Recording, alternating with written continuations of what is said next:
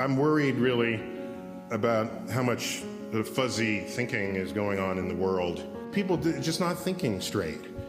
Consider this following example. Imagine you have a spelling bee. This is contrived, but it makes the point. There's a spelling bee, and you have to spell the word cat. Okay. So one student spells it C-A-T. Person got it right. The next person spells it K-A-T. That's wrong. You got that wrong. Okay? Third person spells it X-Q-W.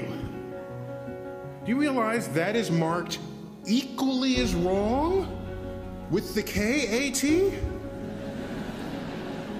When you could argue that K-A-T is a better spelling for cat than C-A-T.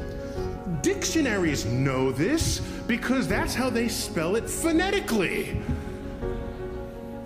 And so we've built a system for ourselves where there's an answer and everything else is not the answer, even when some answers are better than others. So our brains are absent the wiring capable of coming up with an original thought.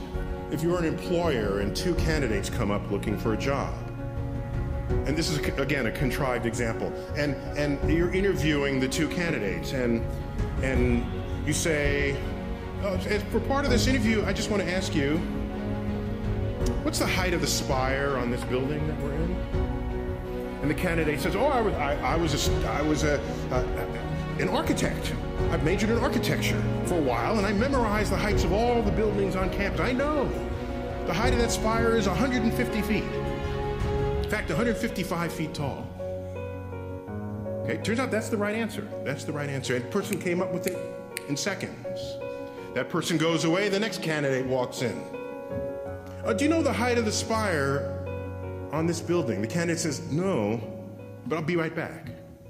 Person runs outside, measures the length of the shadow of that spire on the ground, measures the length of his or her own shadow, ratios the height to the shadows, comes up with a number.